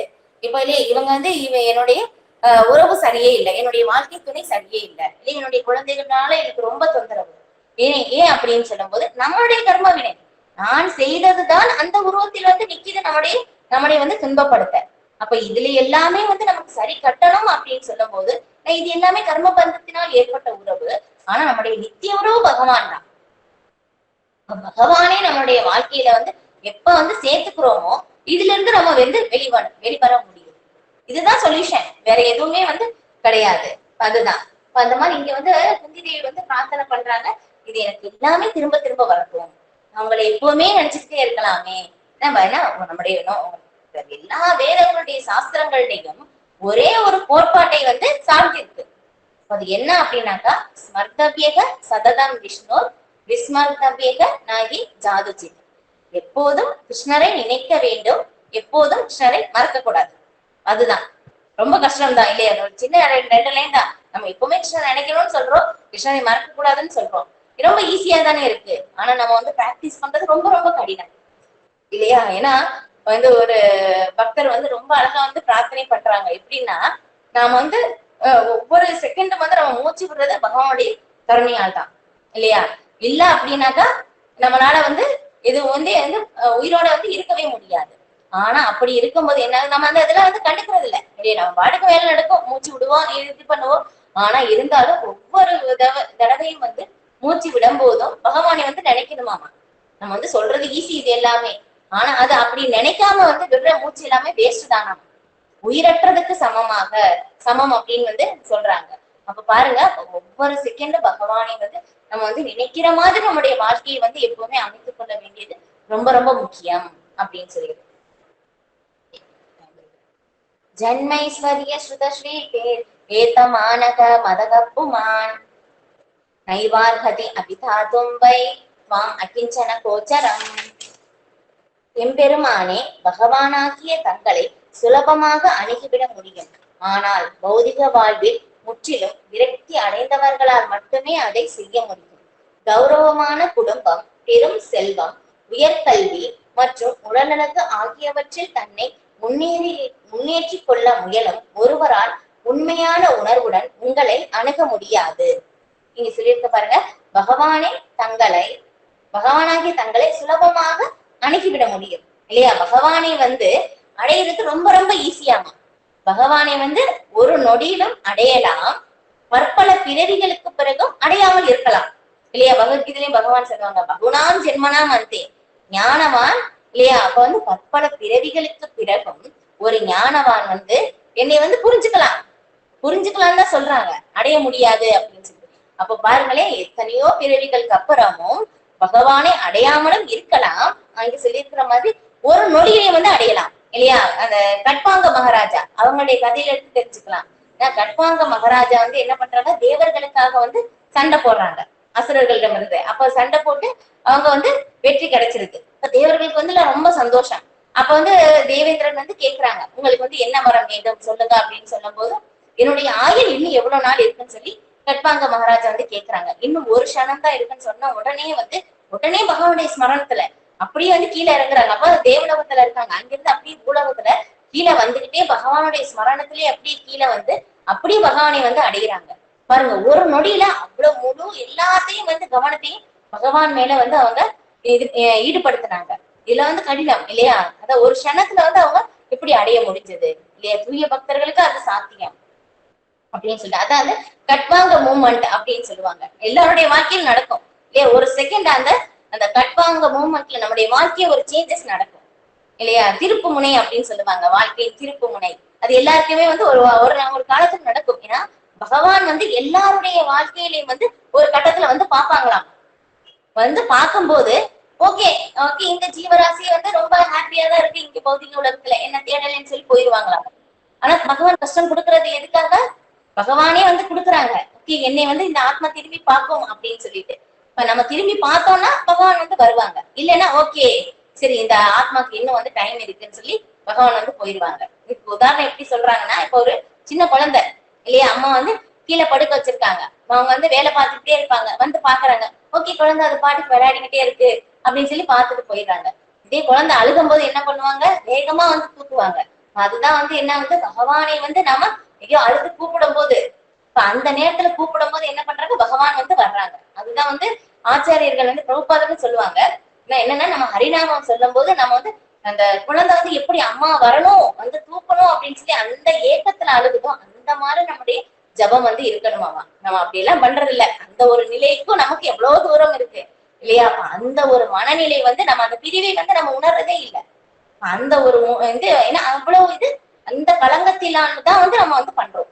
ஆனா இருந்தாலும் எப்படி இருந்தாலும் நம்ம தொடர்ந்து வந்து பண்ணும்போது அந்த ஒரு நிலை நம்மளால வந்து புரிந்து கொள்ள முடியும். ஓகே, பகவான் தான் எனக்கு எல்லாமே அப்படின்னு சொல்லி அந்த ஒரு கட்டத்துக்கு வந்து நம்மளால புரிந்து கொள்ள முடியும். ஏன்னா இங்க எதுவுமே வந்து கிடையாது. ஒரு பக்தர் வந்து பிரார்த்தனைகள் ரொம்ப அழகா வந்து பண்ணியிருக்காங்க. என்னன்னா ரொம்ப நல்லா இருந்தது. நான் டெய்லி வந்து அது படிப்பேன். என்னன்னா, நான் இங்க வந்து மாயையில் வந்து நிராதாரமாக விழுந்து விட்டேன்.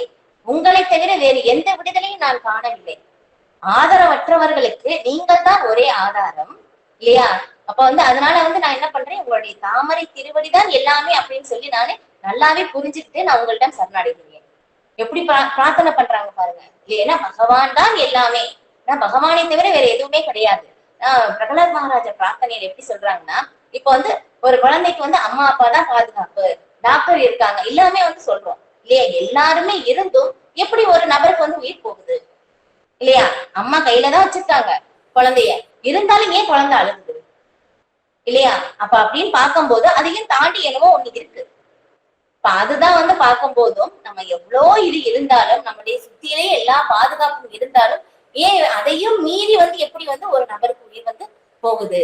அப்ப என்ன இருக்கு அப்படின்னு சொல்லும் போது பகவான் தான் எல்லாமே, பகவான் தான் எல்லாருக்கும் நித்திய உறவாக இருப்பது அப்படின்னு சொல்லிட்டு.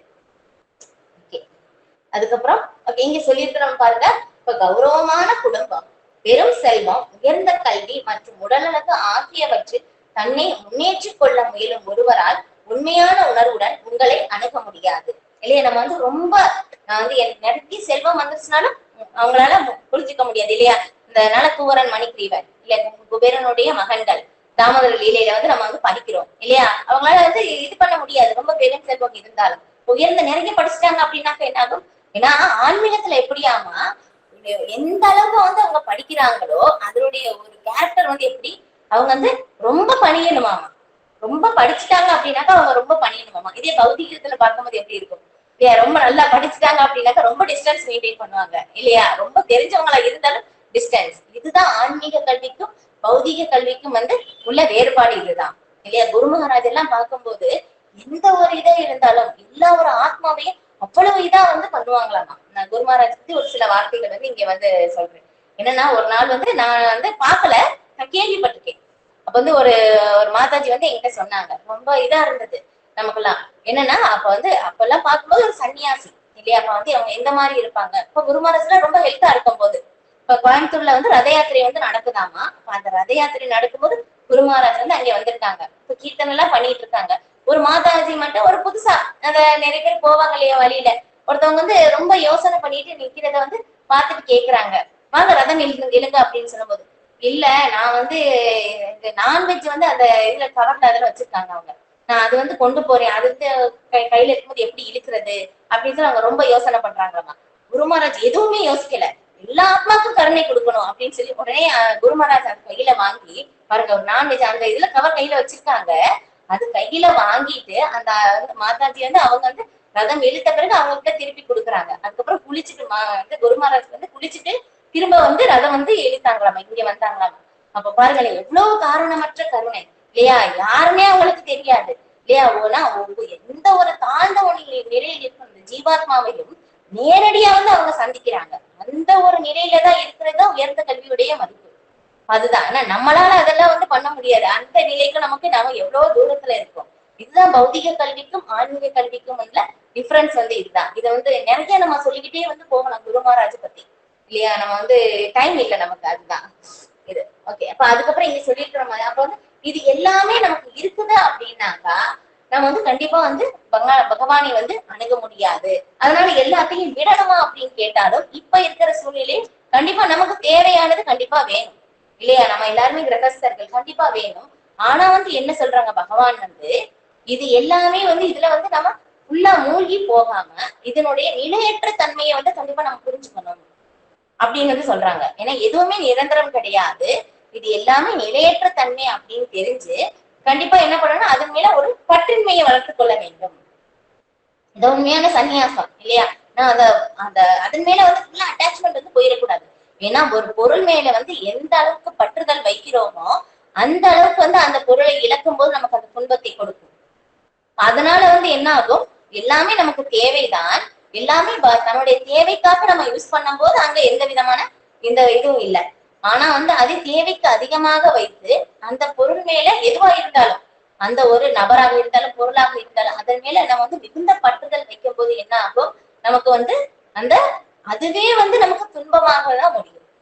ஏன்னா எப்படி இருந்தாலும் அதை விட்டு நாம போயிருவோம், இல்லைன்னா நாம அதை விட்டு வந்து போயிருவோம். இது கண்டிப்பாக நிச்சயம் இல்லையா, நம்ம எல்லாருக்கும் புரியுது. ஆனா இருந்தாலும் வந்து என்ன ஆகுது, அந்த பற்றின்மையை வளர்த்துக் கொள்வது ரொம்ப ரொம்ப முக்கியமானது. ஏன்னா பற்றுதல் வைத்தோம் அப்படின்னாக்க என்ன ஆகும், கண்டிப்பா வந்து நம்ம சிக்க வேண்டி இருக்கும் இது. அதனால வந்து எல்லாமே இல்லாம இருக்கவும் முடியாது. கண்டிப்பா வந்து அதன் மூலமாக வந்து நம்ம அந்த பற்றின்மையை வளர்த்துக் கொள்ள வேண்டியது ரொம்ப முக்கியம் அப்படின்னு சொல்லிட்டு. ஓகே, நம்ம வந்து இதோட வந்து முடிச்சுக்கலாம். 26 ஸ்லோகம் வந்து படிச்சிருக்கோம். நான் ஃபுல்லா படிக்கலாம்னு நினைச்சே முடியல. ஓகே, இது வரைக்கும் வந்து படிச்சிருக்கோம். நீங்க டைம் இருந்ததுன்னா படிச்சு பாருங்க. ஏன்னா எல்லா பிரார்த்தனையும் ரொம்ப அழகா இருக்கு, குந்தி மகாராணி பிரார்த்தனைகள். அதுக்கப்புறம் வந்து பீஷ்மதேவருடைய மரணம், இது எல்லாமே வந்து எல்லா பிரார்த்தனைகளும் எது இதுன்னு சொல்லி குறிப்பிட்டே சொல்ல முடியாது. பாகவதத்துல எல்லாமே நல்லாதான் இருக்கும். அதனால வந்து எவ்வளவு டைம் கிடைக்குதோ, 1 மணி நேரம், அரை மணி நேரம் எல்லாருமே வந்து கண்டிப்பா வந்து பாகவதம் வந்து படிங்க. இல்லாதவங்களும் வந்து வாங்கிக்கோங்க. தாமோதர மாதத்தில் வாங்குறது ரொம்ப ரொம்ப விசேஷம் இது. ஓகே, இதோட வந்து நம்ம முடிச்சுக்கலாம். டைம் ஆயிடுச்சு, 7:41 ஆயிடுச்சு. ஒரு செகண்ட்.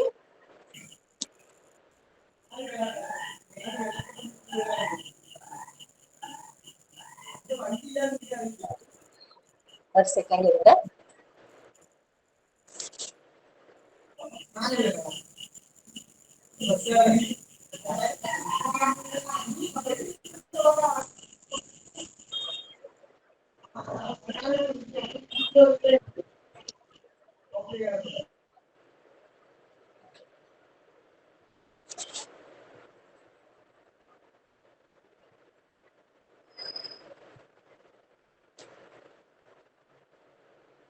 ஓகே, நம்ம வந்து இதோட வந்து முடிச்சுக்கலாம். வாஞ்சா கல்பத்ருஸ்ய கிருபா சிந்தித்யேன பரிதானாம் பாவனேப்யோ வைஷ்ணவேப்யோ நமோ நமः. ஹரே கிருஷ்ணா. ஹரே கிருஷ்ணா மாதாஜி. ஹரே பிரணாமம். கிருஷ்ணா. ஹரே கிருஷ்ணா. கிளாஸ் நல்லா இருந்தது மாதாஜி. அதாவது கட்வாங்க மகாராஜாவை பத்தி சொன்னாங்க இல்லையா, அவங்க ஒரு நெடுதா ஆயுசு இருந்தோன்னே அவரு அங்கேருந்தே பிரார்த்தனை பண்ணிருக்கலாமே மாதாஜி, எதுக்கு பூலோகத்துக்கு இறங்கி வந்து அவங்களுடைய அவங்க இருக்கிறது புத்தகம் தான். ஓகே, அங்க போயிருக்காங்க. ஓ அதனாலதான் அங்க இருந்து இங்க வராரா? வர்றாங்க. பாகவதத்துல போட்டிருக்கோம், அவங்களுடைய சாப்டர் வந்து வரும், நீங்க படிச்சு பாருங்க. கொஞ்சம் இடத்துல என்ன சாப்டர் என்ன ஸ்லோகம் சொல்லுங்க மாதாஜி. தெரியல மாதாஜி ஸ்ட்ரக் ஆகுறது மாதாஜி. இப்ப கேக்குதா மாதாஜி? ஓகே. எந்த எந்த காண்டம் மாதாஜி? ஃபர்ஸ்ட் காண்டம் தெரியல மாதாஜி, நான் பார்த்தேன்னா உங்களுக்கு மென்ஷன் பண்ணி சொல்றேன் Mataji. Okay okay okay okay Mataji. அப்புறம் இது கர்மாவை பத்தி சொன்னீங்க. நம்மளோட கர்மா வந்து நம்ம தான் அனுபவிக்கணும், மத்தவங்க அதுக்கு வந்து பொறுப்பே ஆகாது. நம்ம வந்து எது நடந்தாலும் அடுத்தவங்களதான் தப்பா சொல்றோம், அவங்களாலதான் எனக்கு இந்த மாதிரி ஆச்சு அப்படின்னு. நான் கூட தப்பா நிறைய புரிஞ்சுட்டு இருக்கேன் மாதாஜி. ஆனா இதுலதான் புரியறது, நம்மளோட கர்ம வினைதான் நம்மளுக்கு அது திருப்பி வர்றது, வேற யாருமே காரணம் கிடையாது அப்படின்னு தெளிவா புரிஞ்சுட்டோம் மாதாஜி. தேங்க்யூ. ஹரே கிருஷ்ணா. இது நினைச்சோம்னா எல்லாமே நமக்கு சண்டே வராது. பக்தர்கள் இதை வந்து புரிஞ்சுக்கோங்க. ஓகே, இந்த ஒரு இப்ப வெளியில போறோம், ஒரு கல்லு தட்டுக்குது, யாருக்கு சொல்ல முடியும் இல்லையா? நம்ம வந்து ஏதோ தவறா ஒருத்தவங்களை கஷ்டப்படுத்திருக்கோம், அது வந்து நமக்கு திருப்பி வருது. அதுதான், வேற எதுவும் யாருமே தெரியாது. திடீர்னு வந்து அவங்க எனக்கு ரொம்ப சந்தோஷமா உணவெல்லாம் கொடுக்குறாங்க இல்லையா, ரொம்ப பெரிய விருந்தெல்லாம் எதிர்பார்க்கவே இல்லை. எப்படி நம்ம ஏதோ ஒரு ஜென்மத்துல அந்த இடத்துல அவங்க கொடுத்துருக்கோம், நமக்கு திருப்பி வருது. இதுதான் காரணம்.